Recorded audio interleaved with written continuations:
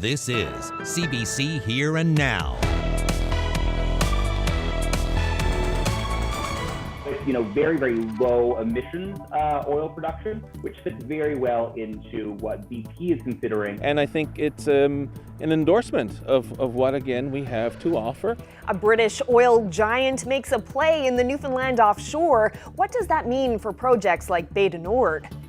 I'm not buying as many vegetables because they're way too expensive. I notice a difference almost every time I come to the grocery store.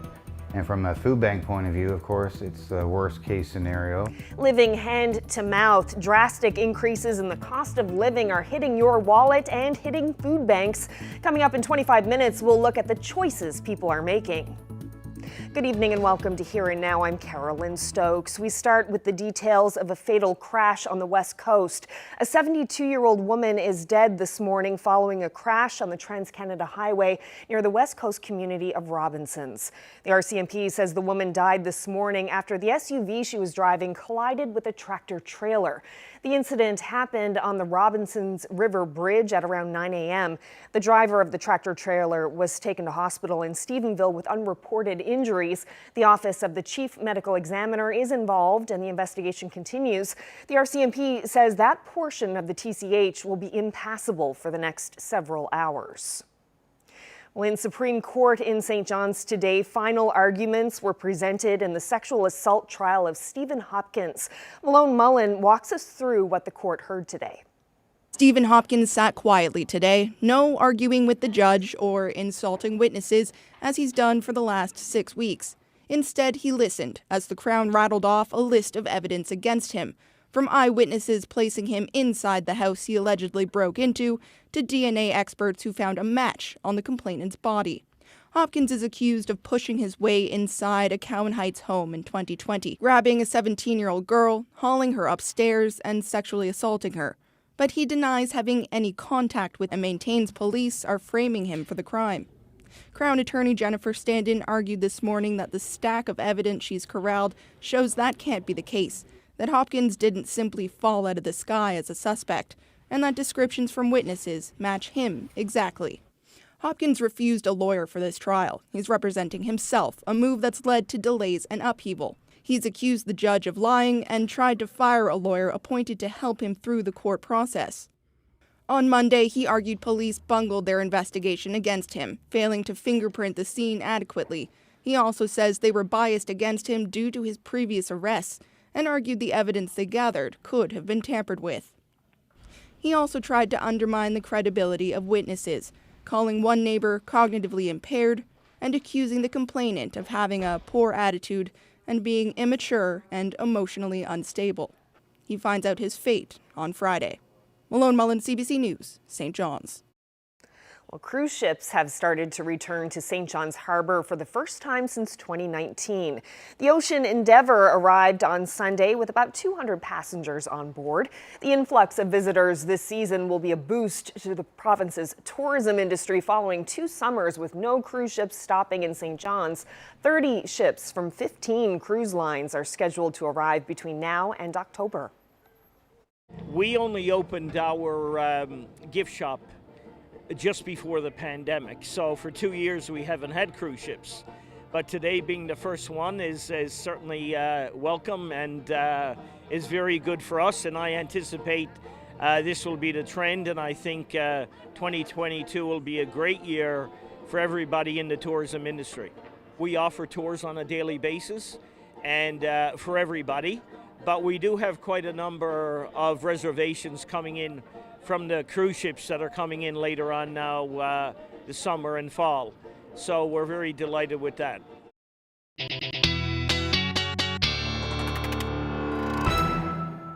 Well, the cruise ship was certainly seeing nice weather yesterday for all those people that were out there. Temperatures today not quite as nice as we saw in St. John's yesterday. 11 degrees right now. It's about 13 degrees cooler than it was yesterday. Temperature is still beautiful though through Central. Badger 22 degrees, 25 in Corner Brook and up across Labrador. Lots of areas seeing those temperatures in the 20s as well.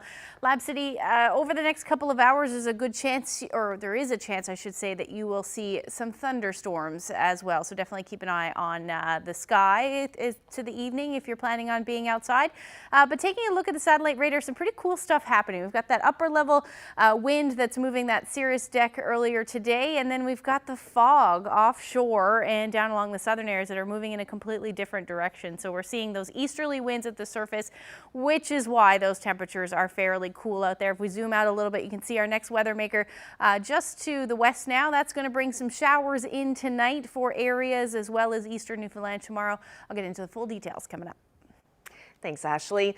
Well, last week, more training seats were announced for doctors. This week, it's licensed practical nurses. The provincial government has released details of its plan to see more LPNs trained at College of the North Atlantic. 92 seats have been added at 5 campuses on the island. That's in addition to the 144 LPNs they currently train.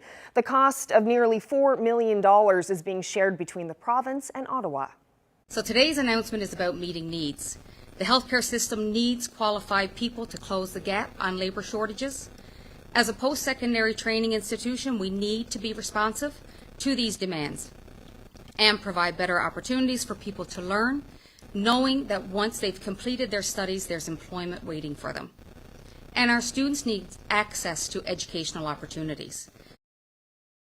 There is a notable development tonight involving a major potential oil project in the offshore. In a strong signal that it wants to be a big player in this province, BP has become a significant owner in Bay du Nord. Terry Roberts reports.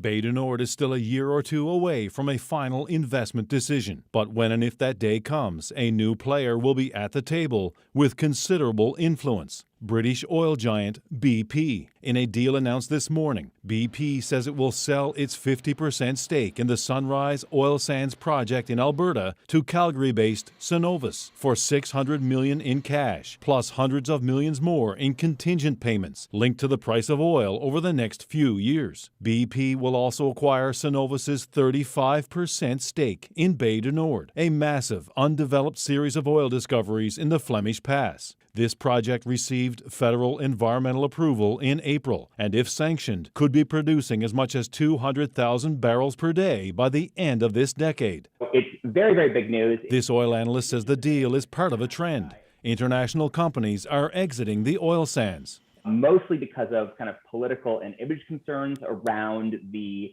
higher upstream emissions intensity associated with oil sands production. And being drawn to projects like Bay du Nord, which is being billed as the lowest emitting oil project in Canada. That's key in an era where both investors and the global economy seek to reduce emissions in the battle against climate change. BP also gave up its significant holdings in Russia after it invaded Ukraine. They're very much looking to figure out a way to kind of pivot their production, their future kind of oil production strategy away from Russia and towards literally anywhere else on the planet. You see companies now building more competitive and resilient positions in their portfolios, and we're benefiting from that. This oil executive says it's a good sign for Bay du Nord and the broader offshore sector. And I think it's an endorsement of what, again, we have to offer, and that with companies like BP, radically going through transformations, much like all the major oil and gas companies, for them to take this position and in a growth mode, I think that is great news for us. BP recently opened an office in St. John's and has plans to undertake an exploration campaign in the Orphan Basin next year. This could be the start of the Newfoundland and Labrador's offshore being a core area of focus for BP. But while industry boosters celebrate, environmental groups like the Sierra Club are irate, issuing a reminder today that BP was responsible for the Deepwater Horizon disaster in the Gulf of Mexico in 2010, and that conditions in the North Atlantic are even more dangerous, with very little chance of cleaning up an oil spill. A spokesperson for the group said today that BP's participation in Bay du Nord makes the Sierra Club Canada Foundation even more determined to oppose this risky project. Analysts like Roy Johnston believe that having two offshore specialists like BP and Equinor walking lockstep in the Flemish Pass could kickstart a new phase of deep water production, one he says could be more exciting than the shallow water production we've been seeing in the Jeanne d'Arc Basin. Terry Roberts, CBC News, St. John's. A community in Newfoundland will be part of a renewable energy project involving a company from Prince Edward Island.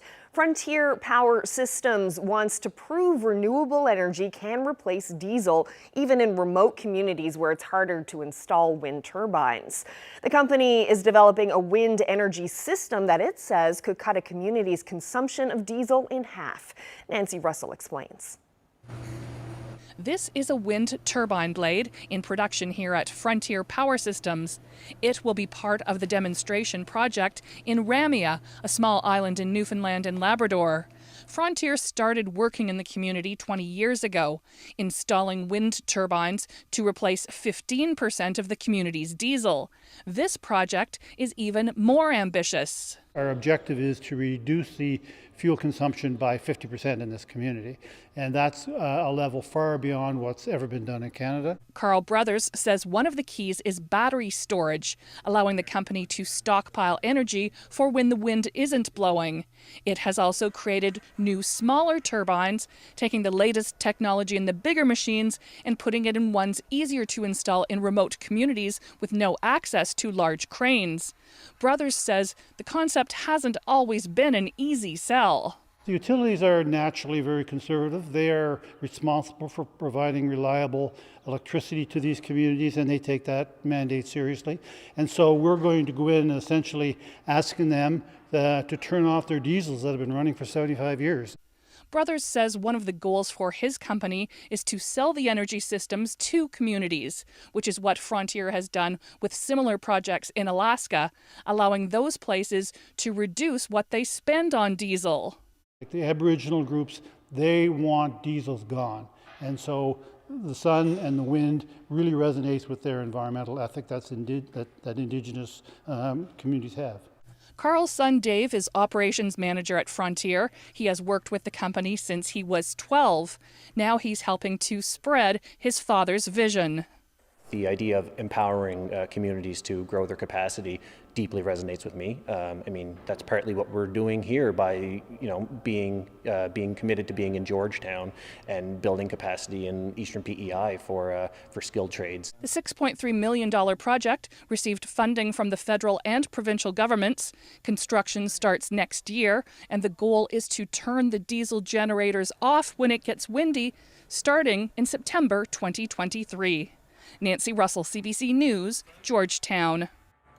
An RNC officer facing charges for assault against her domestic partner was given a police award last week. 20 RNC officers received the Chief of Police commendation. Among the names, Constable Noelle Late. The province's serious incident response team laid multiple assault charges against her in March. Court documents accuse Late of choking and beating her partner over an almost 2-year period. Late pleaded not guilty to all of the charges. Now, the RNC won't say anything about why Late was given the commendation or why the police force didn't wait until after the charges were dealt with to award it. Meanwhile, the Status of Women's Council issued a statement saying it's disappointed to see an officer charged with assault given an award. It says this is incredibly disappointing. People in our province see this award. They see women coming forward to speak up about sexual assault by RNC officers themselves, and they wonder where they can turn when looking for safety and justice. The commendations were handed out last week at the RNC's annual recognition ceremony, where officers and civilian employees are honored for their dedication. In other news, about 50 people were in Bannerman Park in St. John's this weekend to show support for victims of sexual violence.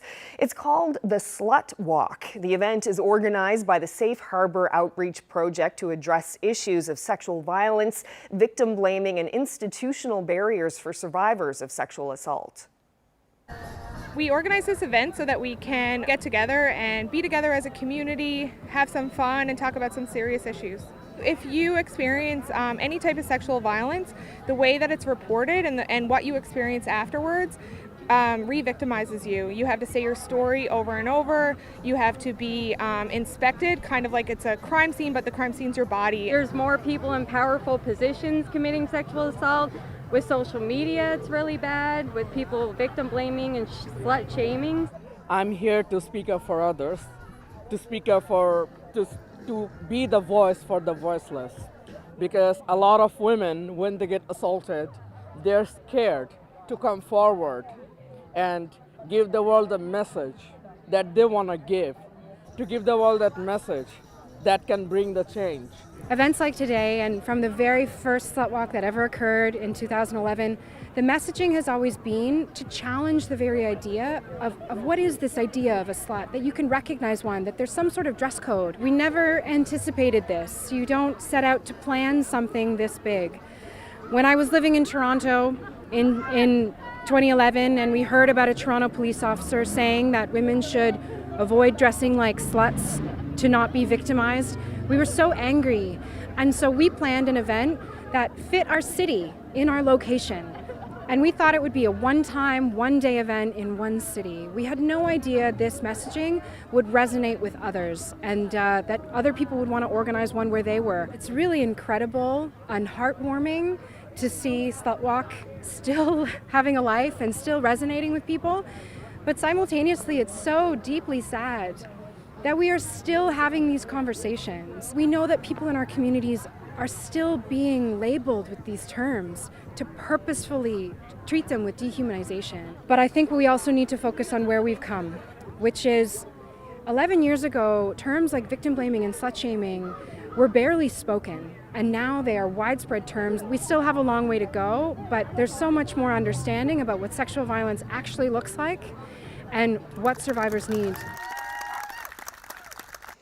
Well, police are looking for the culprit behind a spray painting spree in Labrador City. The RNC says someone sprayed graffiti over the Carroll Lake Shopping Centre and the Arts and Culture Centre. It happened the weekend before last. The police are now putting out a request for help from the public. Well, the Newfoundland Growlers basketball team is still searching for the franchise's first win. Khalil Whitney's going to get a free ride here. Whitney comes in, slamma-jamma. The team dropped its 5th game in a row, this time losing to the Hamilton Honey Badgers 80-68 at Memorial University's Fieldhouse. Newfoundland's Shaquille Keith led the home team with 21 points in the Growlers' 5th straight loss. The team will now hit the road for a 5-game stretch. Despite the 0-5 start to its first season, the team remains positive. We stuck to the defensive principles that we've been preaching this whole season, and that's kind of the difference. But again, it's putting it together for 40 minutes, and that's the situation right now. And all we can do is kind of just keep trying to build. And there's still a lot of games left, believe it or not. Even though we're in a tough one right now, but there's a lot of games left, and it's about making the playoffs. So that's going to be our focus going forward, and take it one step at a time.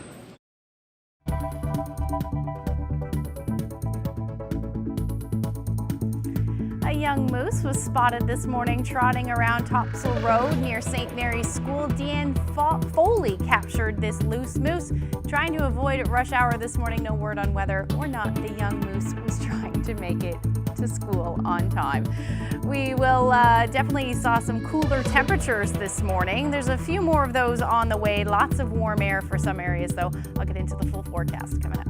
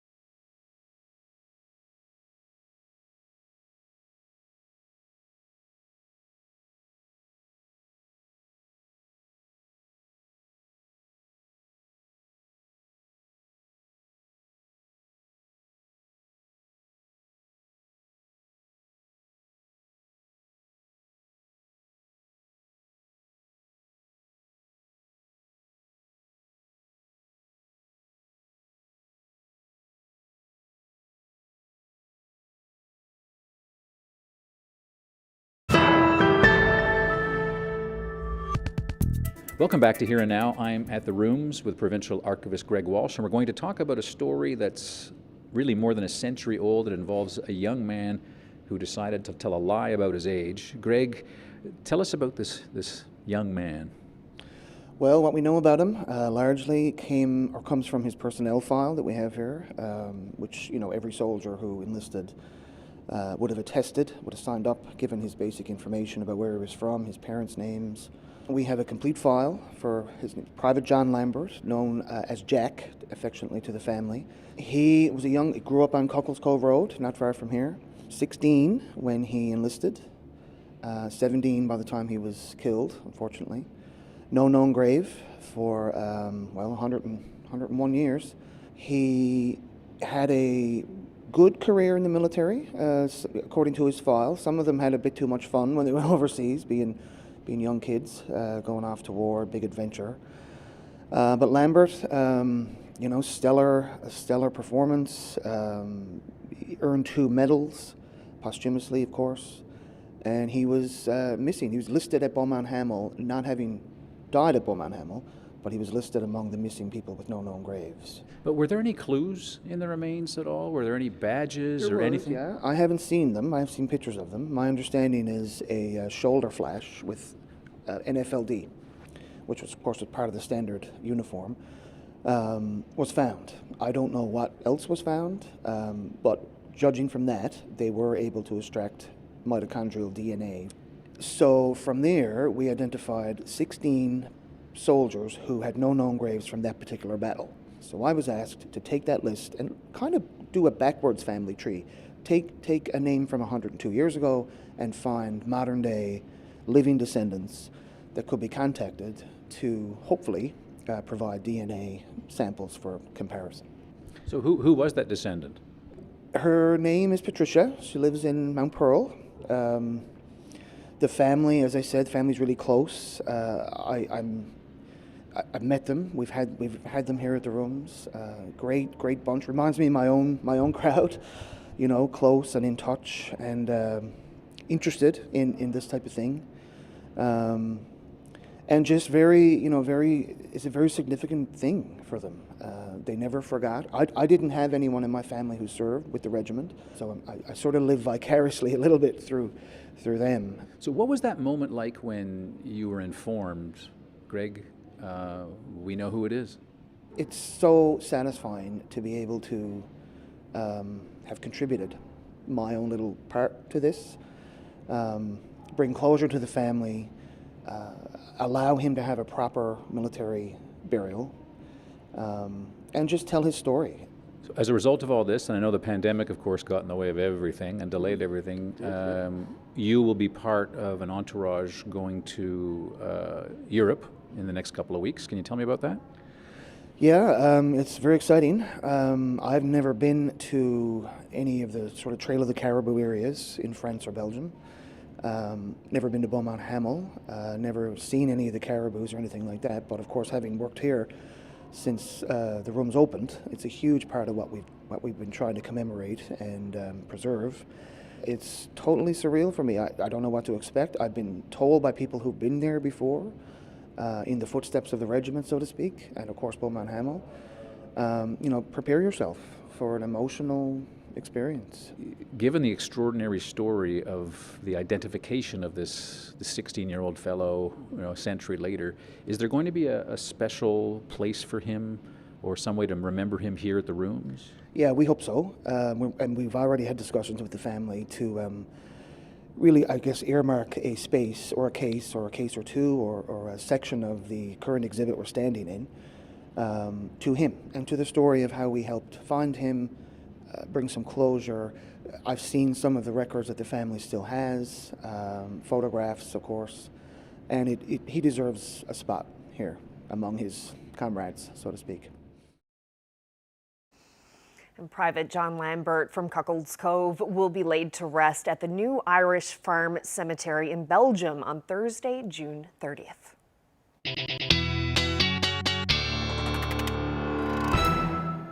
Well, Ashley, what a weekend. I hope everyone got out to enjoy all of the beautiful weather. I got to do a little bit of beekeeping on the weekend, open up the hive and split it into two to prevent swarms. So yeah, I got to have lots of fun outdoors this weekend. Did you get to do anything outdoors? I did lots of stuff outside. Got everything ready that I possibly could. Got to stay in the deck still, but nah, it's all right. I'm ready for summer. But today, quite the difference. Even last night, you know, cold front swept through a little bit and it really cooled down, especially this morning. Temperatures quite chilly. Let's take a look at where we sat.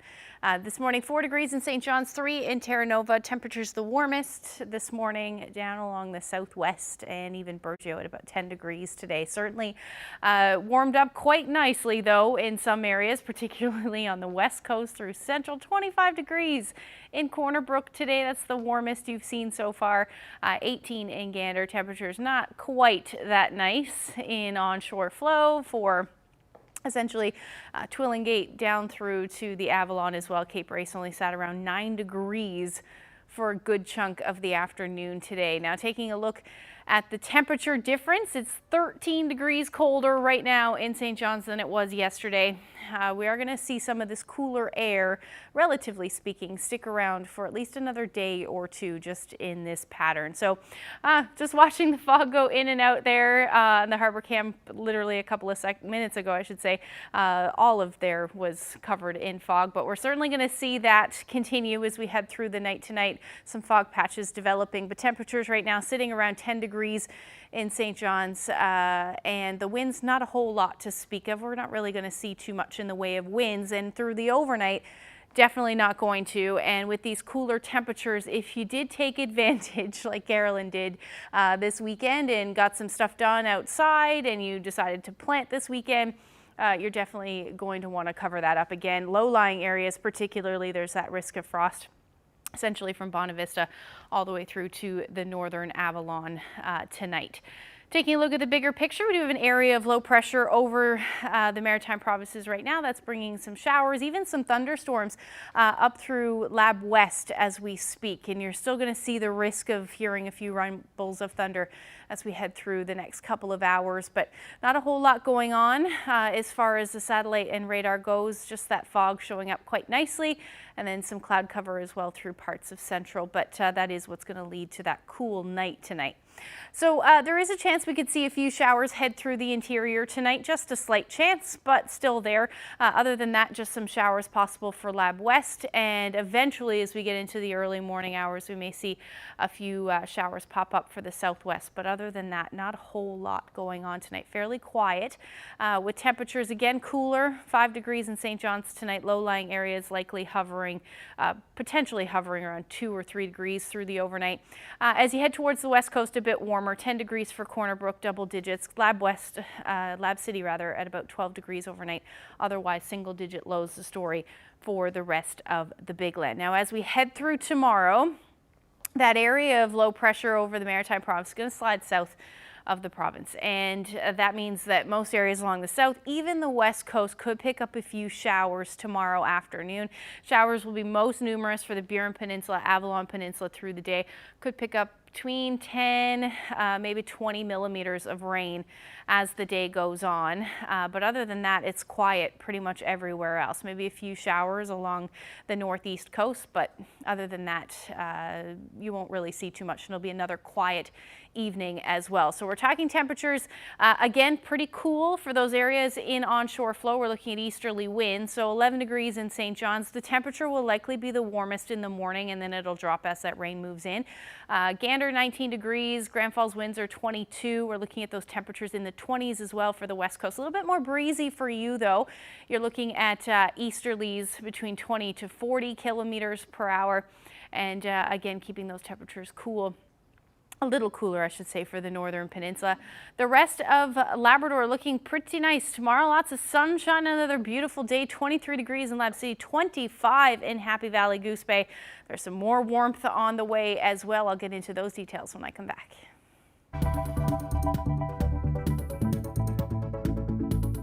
I will stock up on sales. I won't buy certain things. I'll wait. Lots of new people coming that have never been here before. and it just comes really right down to the price of gas and the price of food. Food costs are up 10% over last year. How are people dealing with those rising prices?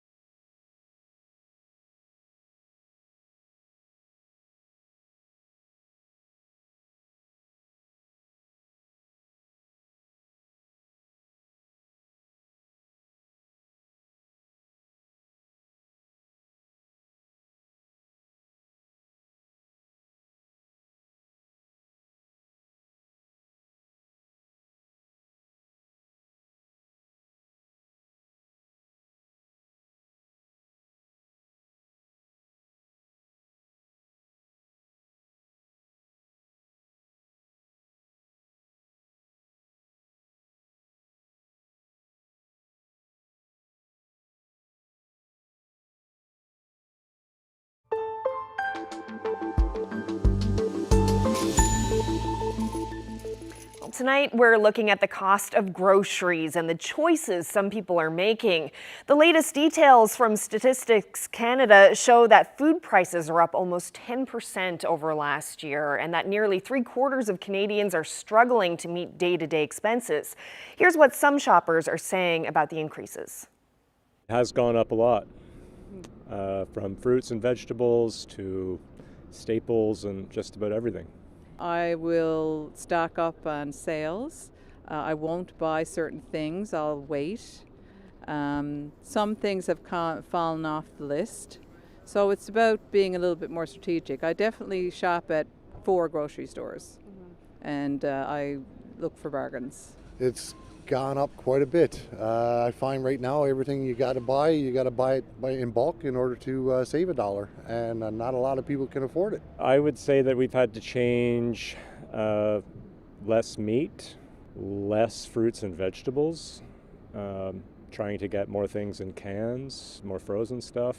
So I do look for the markdowns when the meat is $3 off the sticker, or the vegetables. I'm not buying as many vegetables because they're way too expensive. You can't eat a healthy diet on what the lower income is. It's impossible. Yeah, well, they're going up here as they are everywhere, you know. I have been away for a while, and I'm not surprised to see them going up like they are everywhere else. Yeah, there's some things in there that cost 3 times what they did last time I was around. I think it's horrible, and I really don't know how people are managing. I notice a difference almost every time I come to the grocery store, and we're certainly feeling the pinch. I'm more concerned about young families than me as a senior. I don't know how they're coping with it. In some cases, it's certainly on, both families now, the husband and wife work, and they still struggle. So it's a concern. Well, at one time, cooked dinner was a cheap meal, and now you can't buy a cooked dinner unless you're spending $50-$60 for it, right? Well, while some people choose what they can and can't buy, others are left with fewer choices. Statistics Canada found in a recent survey that nearly 20% of Canadians expect to turn to a food bank or other community groups for help with food. Here now, Sarah Antle visited the Bridges to Hope Food Bank to find out if demand for the service is changing. Like everyone else, I think it's horrible. And from a food bank point of view, of course, it's the worst case scenario. So we're in a situation, unfortunately, where we're buying all of our food. And then on top of that, by virtue of these prices being so high, creates more of a demand for our services. And in terms of the new people that are coming in, what are they saying to you? How do they feel about everything? What we see now is a lot of people have never been to a food bank before.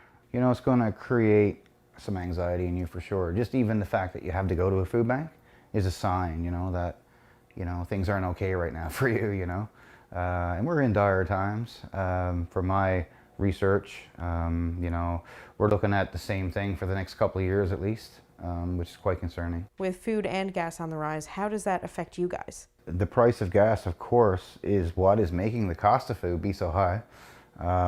We also have a company van that we use to pick up food, so it's affecting us that way. And again, it's just sending us more clients, right? Because the people, say, who have a car, probably now can't afford to have gas, or it's a gas or food. I guess as the manager for, I would say the first time since I've been here 6 years, I feel like I can really relate to our clients, that sense of scarcity. Because I don't know where our food's coming from, the same as our clients don't know where their food's coming from. As a food bank, I honestly don't know next week where we're getting our food from. I mean, we'll go buy it, and we've been really lucky with a lot of online donations. But it's just this constant, daily worry, it just doesn't go away. And especially knowing that it's going to get worse, and that ultimately we don't really have a solution right now. The solution is, more money, but we don't know where that more money is going to come from, I guess. And I want to show you something. Sure. This is a picture from the grocery store taken a couple of days ago. Yeah. It's a couple of slices of ham for $8.49. What do you think about that? I think it's insane. No, I mean, I really do think it's insane. I personally, I'm a single parent, and I know when I've been shopping for the last 2 months, there's so many things I'm not buying that I used to. I just can't really justify it. And what do you think that says to people who are going in the grocery store buying for a family of 4 or 5? Whoa, man.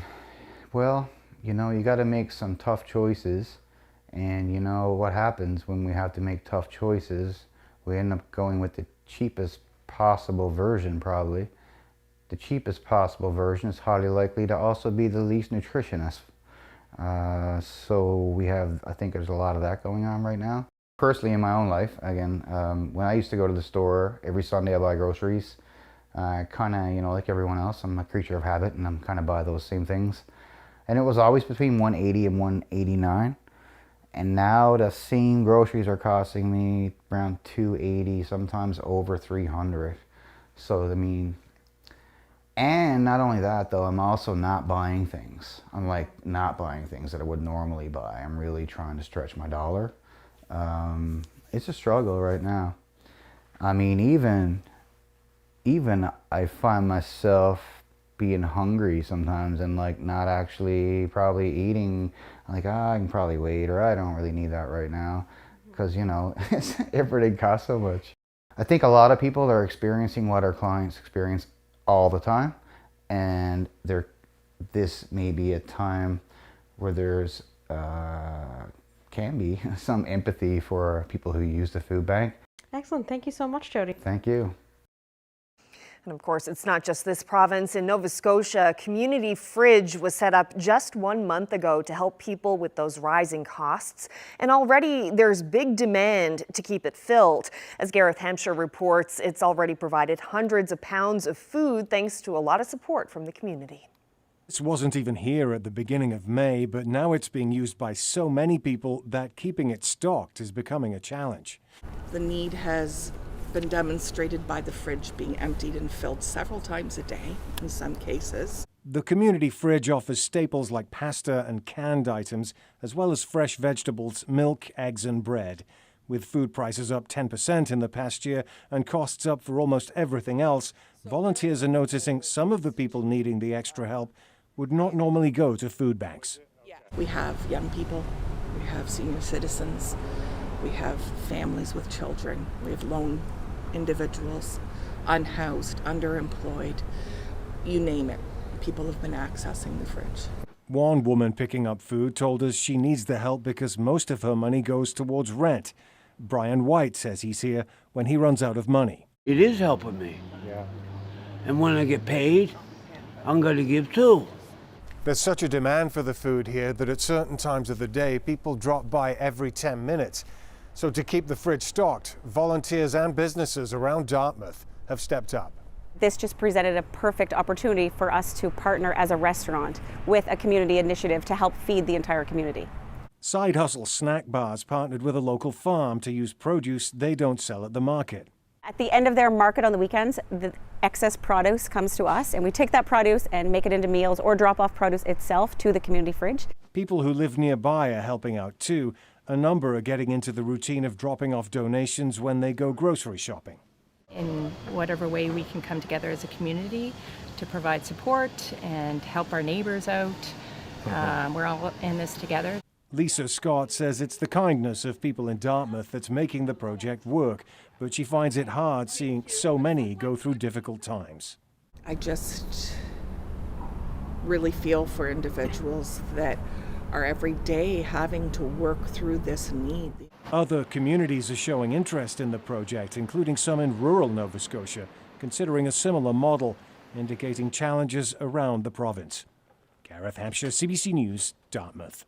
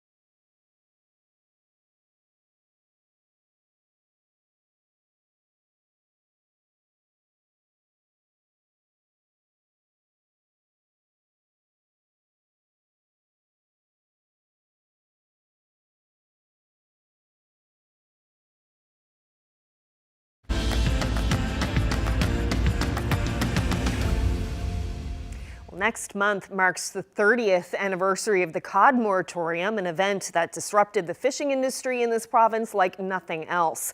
Over the last 3 decades, the industry rebounded and other industries sprung up. In one community, the recent shift is to cannabis. A decades-old fish plant has been given a new lease on life. The CBC's David Cochran takes us to Burin, a town and a plant with a personal connection. I'm driving to the old fish plant in Burin where my grandfather worked his entire life. This plant closed for good about 10 years ago, but now it's turning over a new leaf, transitioning from cod to cannabis. I wonder what Pop would think of this. We gotta put this on. Yeah, we just have to protect ourselves from any contaminants from the outdoors. This second chance comes thanks to Taylor Giovannini. She's the driving force behind Oceanic Relief, and she's brought a new plant to the old plant. You can smell it through the mask. Yeah. It's intense here, yeah, right? It's like beautiful. the smell. It's the fish plant never smelled like this. No, it's a better smelling fish plant. A harvest that doesn't come from the sea, but grows under a lamp. So the name seaweed. Seaweed. It's a play off. It's just... You're in an old fish plant and yeah. you're making seaweed. Giovannini knew about the plant because she grew up just a 30-minute drive down the road. It was an aha moment for me. She's built all this with family money and private investors after being drawn to a new industry near her old town. I always knew I was going to move out here and raise my son until a certain age. You know, I grew up in St. Lawrence, which is very rural, and I loved my childhood. And that was one thing that I wanted to ensure my child have, is that freedom that Around the Bay will give you. What does it mean for Burin to have someone trying to breathe new life into the old fish plant? I remember calling the mayor at the time, and I said, well, my goal is to at least get to half of you know, what it used to be. And I so remember his tone and his everything. He said, Taylor, if you supply one job, that will help us.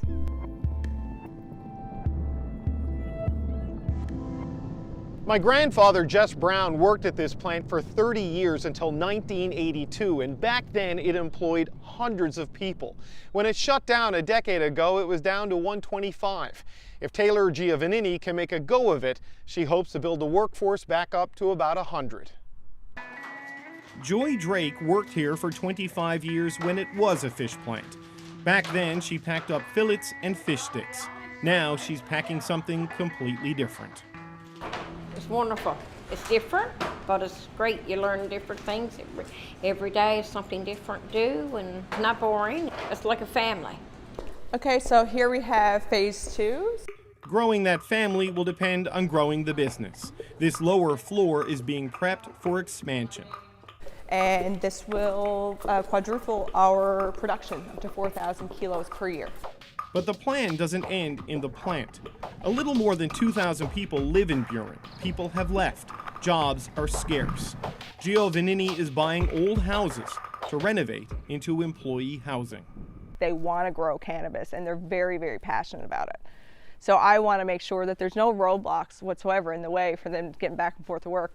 It started in the old Union Hall, which is now a hangout for employees like Michelle Dix, who moved home from Halifax after the death of her father and the end of a relationship, searching for her purpose. Nervous. It's okay, he's got to cut it all. I was working at Ultramar and the cannabis shop opened, and I felt like this, just this little ray of light of like, that's my people. Going there, I felt that connection to a community, you know, and you know, that made me feel more at home. Because when I first moved here, I didn't necessarily know if I was going to stay. So 11 years in Halifax, 3 years back in Newfoundland, 1 year here in Burin, Marystown. How long do you hope to be able to stay? Forever. Cannabis saved my life, and then Oceanic gave me a life. The hope is that it lasts, but cannabis is an industry with more ups and downs than the tide.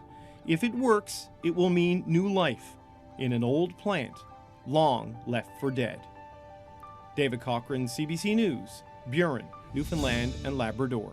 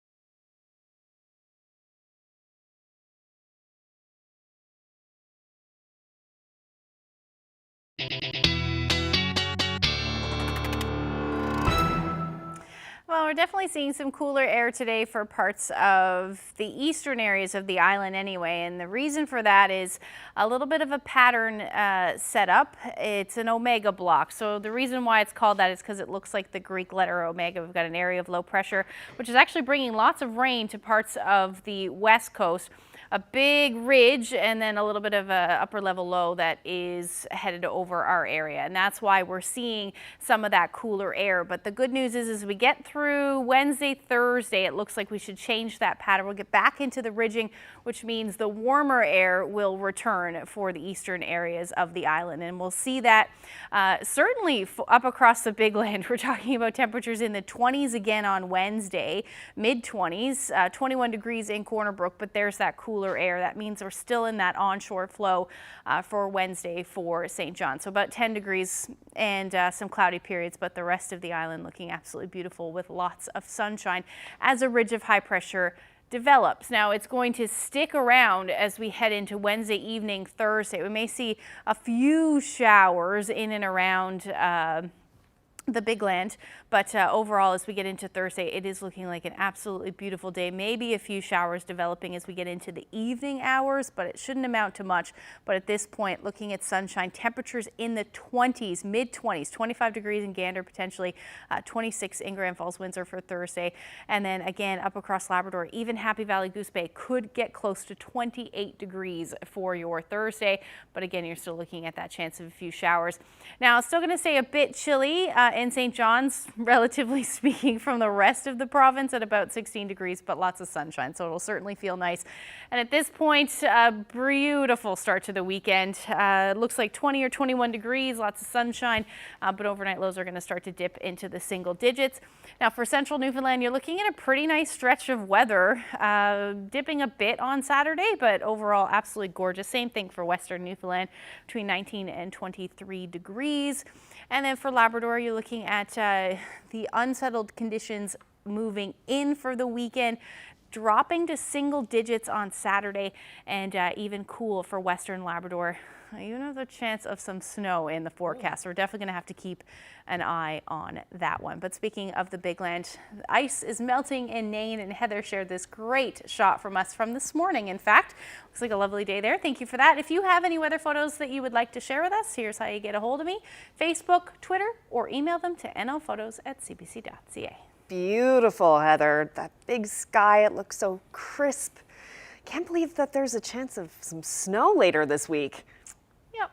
It's June. That's what happens. Yeah. Otherwise, the forecast looks amazing. Absolutely beautiful. Yeah, I'm going to have to keep an eye on that one, but a couple of models are pointing at that potential, so I'm going to keep it in there just in case you're not surprised, but hopefully it doesn't happen. Yeah, so fingers crossed. That's right. All right. Thanks so much for joining us, everyone. Have a great night. Good night.